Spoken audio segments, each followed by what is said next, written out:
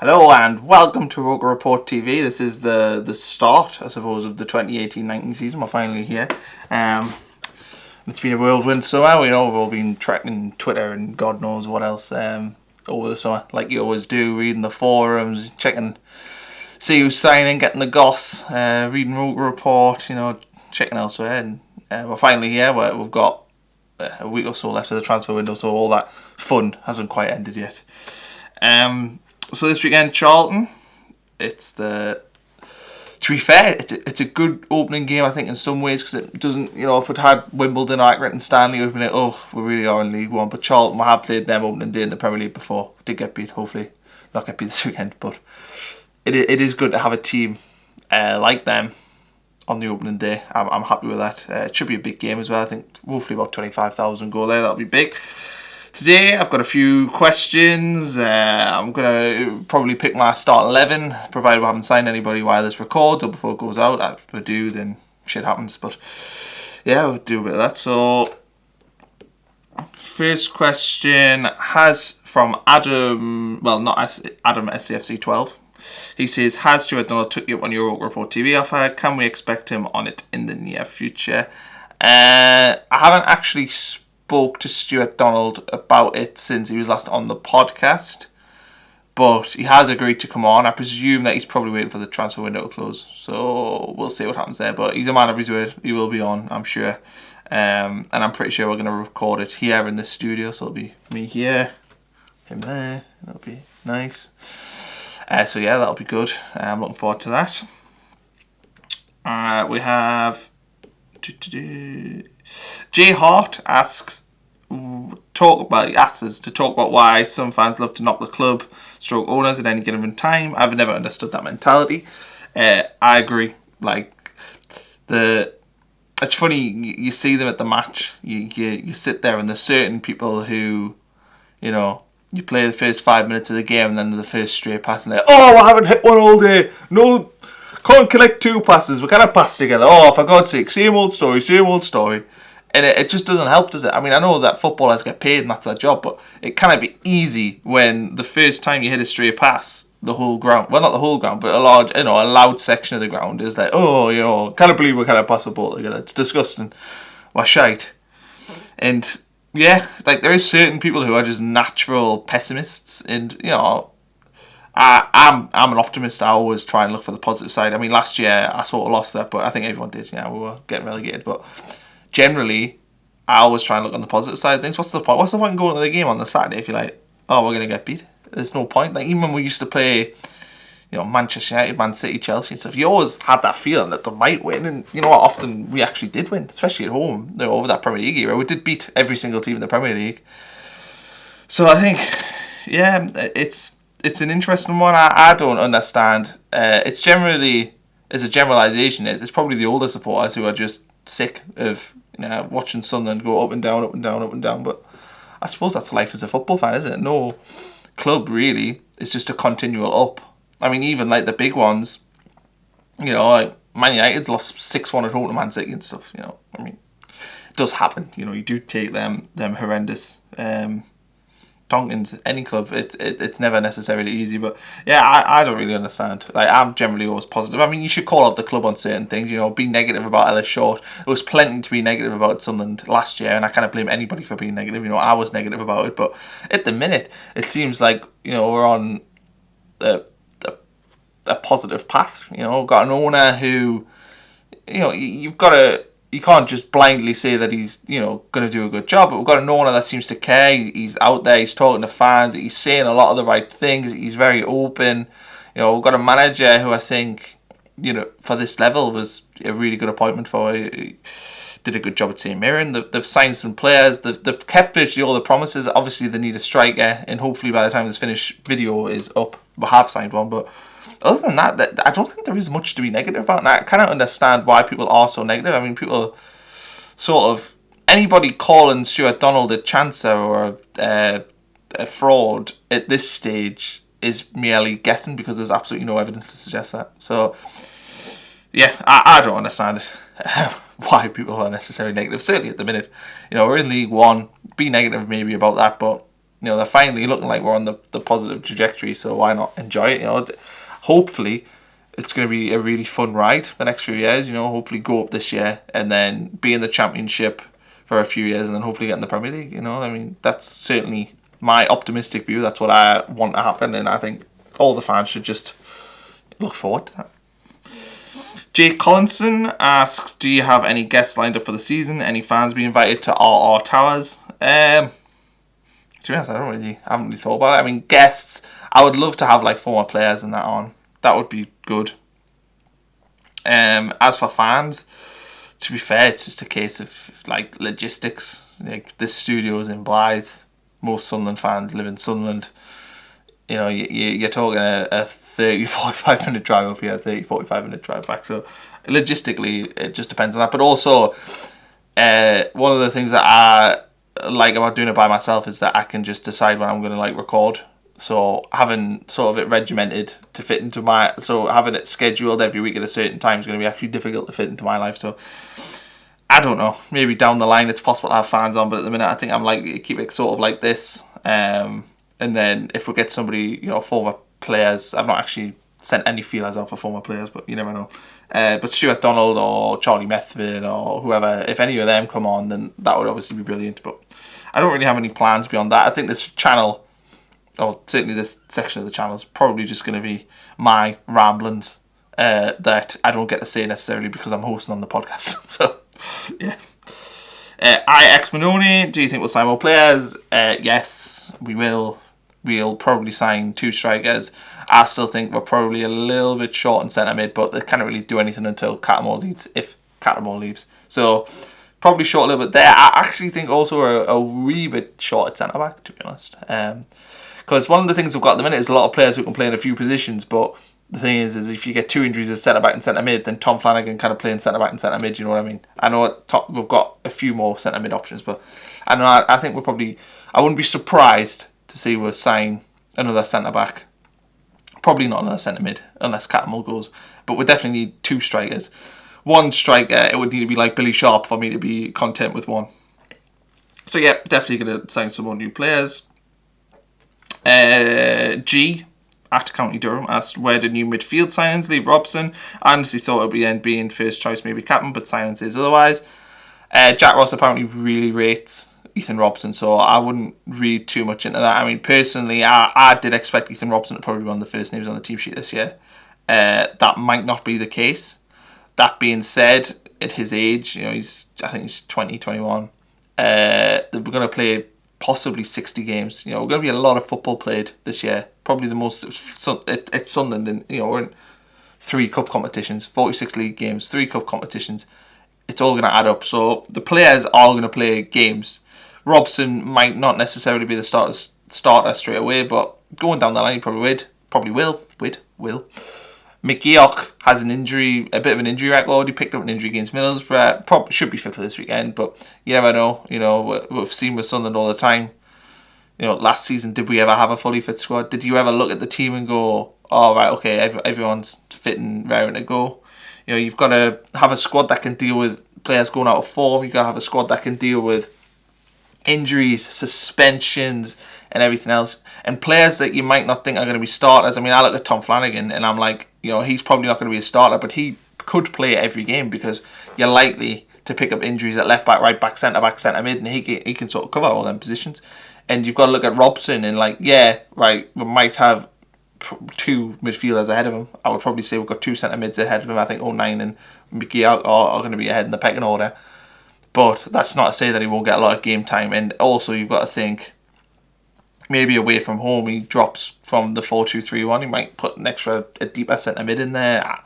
You never know. It gives you options. You've got to have options, and it's competition, isn't it? The fact is I'm looking at that and I look at the midfield, and I'm like, yeah, they've got real options there. Who's going to play where? You look at the attacking sort of behind the strikers. Maguire had a really good pre-season. Gooch, Honeyman. Then you look at McGeady, and then you think, oh, that looks promising. There's not many teams going to have 4 players battling out for them 3 positions. So yeah, I think I wouldn't get too worried, to be honest, about that. But I can see why I thought Robson was going to be a starter every week.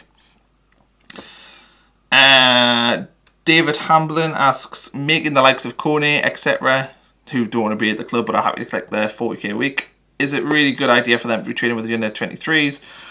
Wouldn't this have a negative impact on them? Far better making them clock in and out and train alone. I don't know, I haven't really thought about it, to be honest. If you... well, if you put them training alone, I don't really know. I don't really think it's necessarily beneficial to have them training with the under 23s. I don't think it's beneficial to have them training alone. To be honest, I would probably... actually don't know. It's a difficult one because you don't want them necessarily totally away from the club, because it could be that, you know, Coney doesn't get to move away and he stays. You've got to have a, you know, you can't just totally ostracize them. But I don't know. I think that's a sort of decision that's made internally. For me to speculate on it without being inside the inner workings of the club, it's probably silly. But yeah, I know what you mean. Having him train with the kids seems a bit silly because he can be a negative impact on them, but you don't know what sort of character he actually is in the training ground. You know, he might actually be a good trainer. He might actually, you know, while he openly does want to move and maybe doesn't want to train on the first team, he might actually be a good influence on the younger kids. I mean, you don't know, because you don't know Lamine Conan personally, and I don't know him personally. While he might want to move, a lot of that could be his agent. He might actually be, you know, a decent bloke. So, I don't really know. I can see where you're coming from, though. I mean, we've done that before in the past. We've sent, like, Alan Johnston to train on his own, like, in 99, 2000. So, I can see where you're coming from. And should we drop our asking price for the likes of Kone? That's an interesting one, because as you get closer towards the end of it's a double-edged sword, isn't it? Because the closer you get to the edge of the window, the more desperate we want to get rid of them. But then the buying clubs are actually more desperate to get players in. So it's a bit of a catch-22.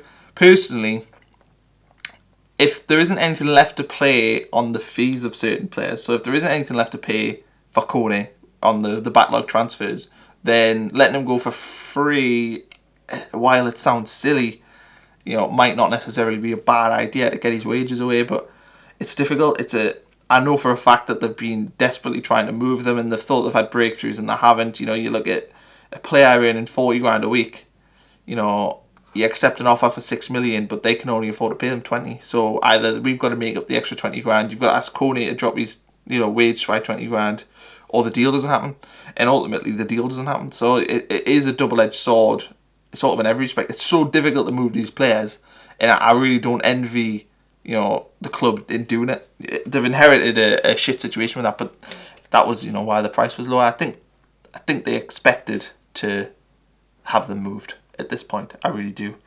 And, you know, it's been hard, but it's hard to try and get rid of them. Last time we were going to get rid of them, you know, we tried to get rid of Coney last year. Could they have got rid of him? Maybe on a loan deal, but maybe not. But if they did, then they would have to bring in another centre back, and they weren't going to spend money with it. So, no, it is a double-edged sword.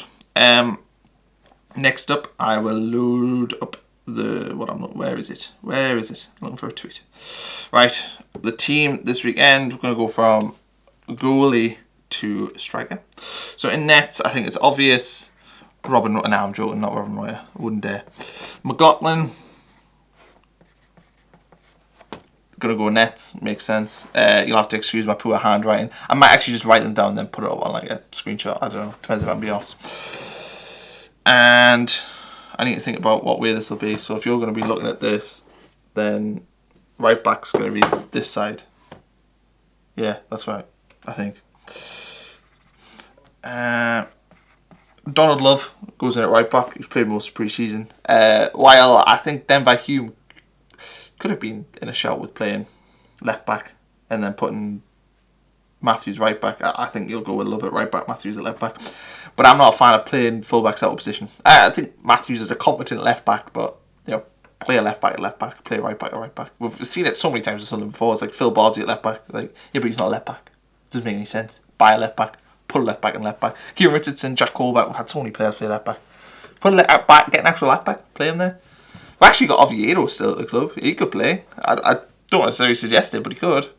So, yeah, it's an interesting one. Centre backs. Louvens.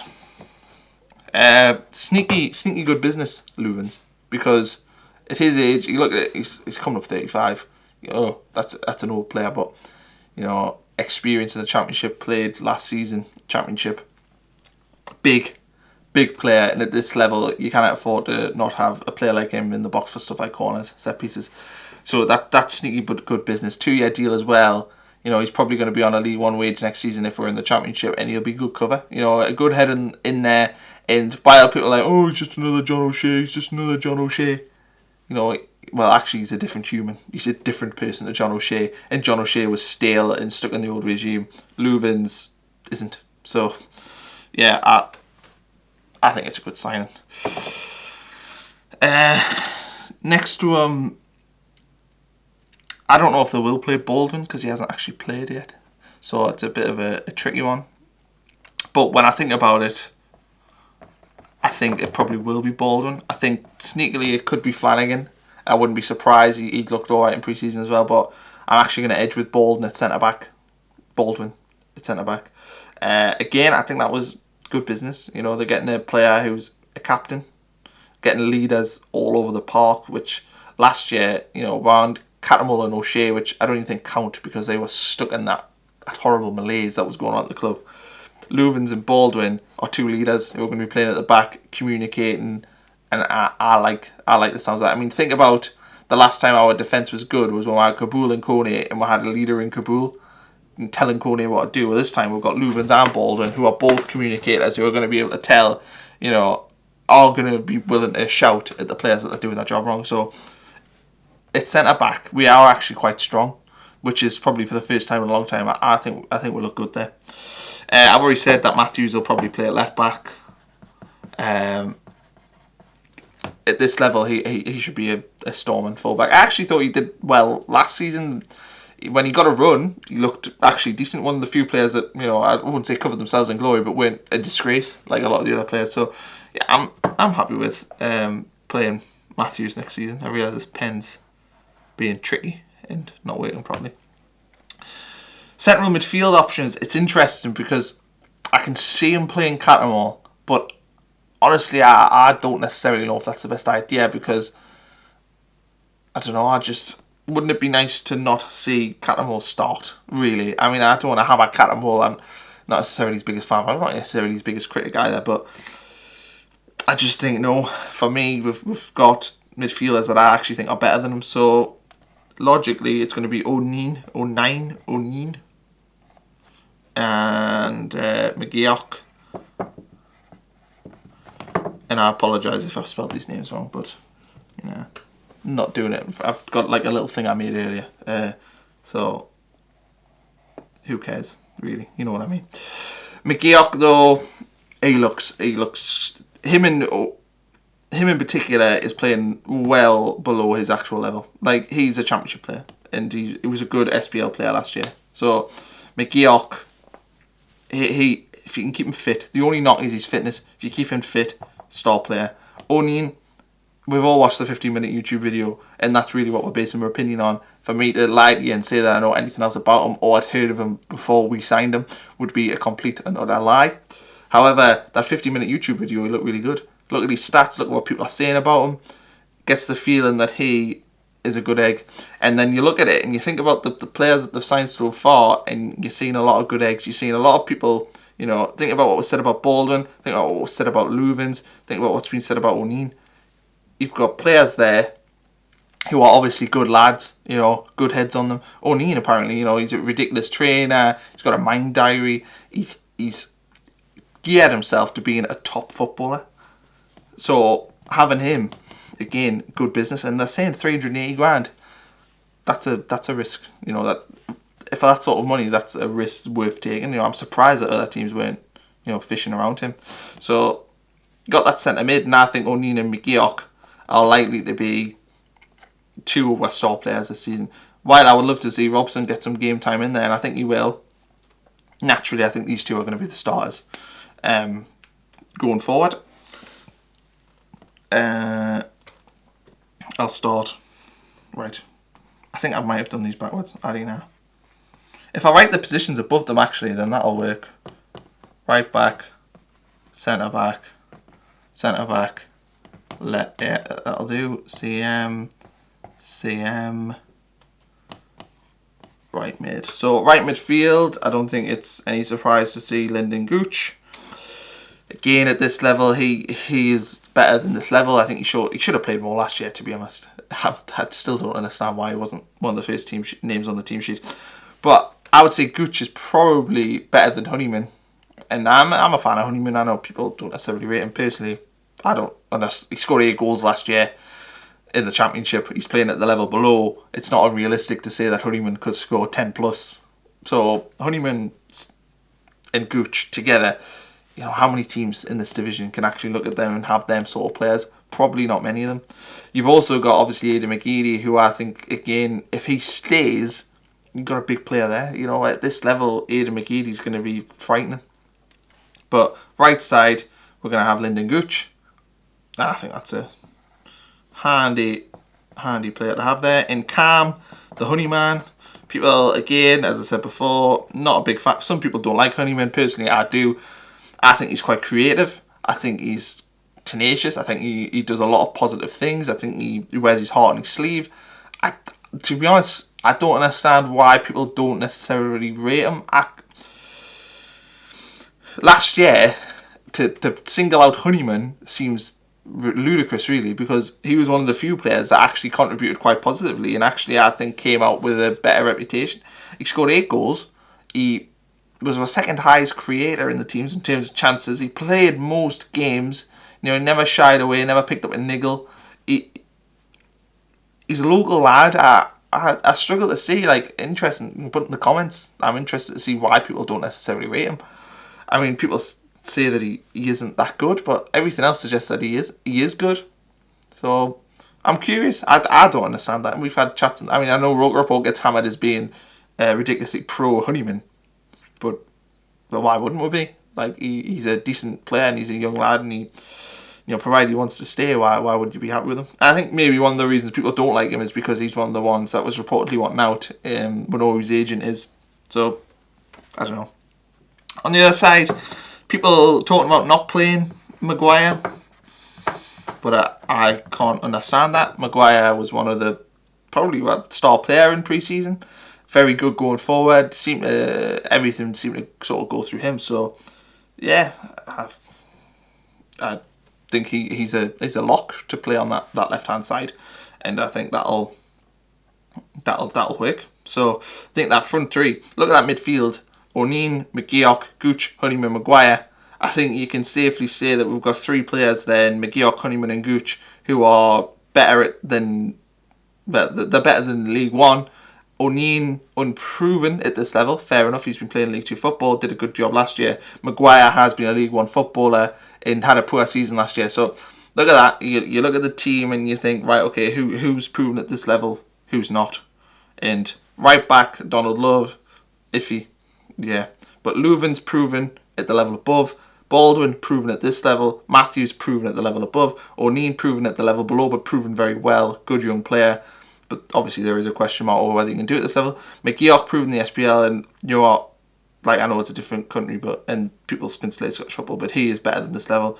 Gooch better than this level. Honeyman better than this level. Maguire on the left side, he's a League 1 player. So look at it like that. You got to be positive. And obviously McLaughlin in goal, who I totally forgot to mention. He looks a good keeper as well, you know, and he did well at Hearts last year. Got the SPL team of the year, so you can't hammer him. Now, the worry, and I think if people are going to have criticisms of the new regime, it's the striker. They don't have a striker in yet, and it concerns me, and it'll concern you, because without the striker, all the rest of the team is sort of irrelevant, because where are you going to score goals? Got Josh Madger, he's young. To rely on him going forward is ludicrous, while I rate him, and I think Gav at Roker Report thinks we should loan him out. Personally, I think he should stay around, because I think he's actually a good player, and I think he will be good at this level. Like, if we were in the Championship, we'd probably loan to a League 1 team, so why we wouldn't want to keep him, I think silly. But in striker, we're weak. I wanted to see if they're going to, you know, force that budget. If they're going to put, say, if they had a budget of, say, £2 million, most of the money should have been put on the striker position. I think they've tried Moisa, they've tried that guy from Hibs, Canberry. They haven't been able to secure it, and that's the knock. You need to try and secure the striker. Charlie Wake, waiting to see what happens there. Billy Sharp, I still think there's something going to happen there. I'm going to throw a prediction out there, and I think Billy Sharp will be at the club come the end of the transfer window. But currently we don't have one. Jerome Sinclair is interesting, because he's got a big reputation. I think he struggled last year. I think he was on loan at Birmingham. He struggled to break into the Watford team, but in League One, he could be he could be a really good player, but he's a bit unproven. So you look at this weekend, Sinclair Madja, I'd just about give it to Madja. And the reason why is he's played a bit more pre-season than us. I think Sinclair got 45 minutes. Hang on, I'll turn this around. Well, there we are. So we'll look at that there. Apologies for the bad handwriting. Apology if there's a spelling mistake. You might not even be able to read the writing, but Madja gets a nod ahead of Sinclair, just simply because of game time, and simply he looked good against St Mirren. As for the game, Charlton got a few injuries. Lee Bowyer made some interesting comments where he said that he was going to base his team around the Sunderland team, which I don't think as a manager you should ever do. So there's no reason why we shouldn't win. Obviously though, this is how many players here have played together a lot, and you've got Love, Gooch, Honeyman, Matthews, really the full spine of the team pretty much hasn't played together, which could make things interesting, could make things difficult. You don't know what sort of chemistry players are going to have, which is why it could see Catmore start because of that, and you could even maybe see Flanagan start instead of Baldwin, just so there's a bit of continuity there. And I can understand if Jack Ross does that, but personally I'm going with this and to go through the game. McLaughlin in nets, Love right back, Lubens, Baldwin, Matthews, O'Neill, McGeoch, Gooch, Honeyman, Maguire and Madja. And as I look at this right here, I realise that yes, I have wrote right and left back the wrong way. Man, that's confusing. So apologies, but you get the picture. As for predictions, I think I said in the podcast would win, and I agree. I think we will win. So yes, I think that pretty much sums up the video. Also wore this horrible, I would say this is the worst Sunderland top of the last 10 years, easy. This horrible green one that we had, and I think it was Allardyce, the Allardyce year. I just like to wear this today because people have been whinging about the red shorts or the black shorts. So I just thought, it's a kit at the end of the day, innit? I mean, I didn't like that top, but I actually don't really care that much about the kits, brutally honest. It's just as long as it's red and white. I mean, obviously if we'd change to being like a bright blue team, I'd be a bit annoyed, but as long as the kit's red and white, I don't really care. Don't really like the red backs though. Mainly because I like it to be red and white all the way around, but apart from that, I don't know why people are bothered. Red shorts, I think the red shorts look nice. But there's me. So yeah, we'll be back. Roker Rapport TV, I'll probably record Sunday or Monday maybe. Next week. Podcast will record Sunday.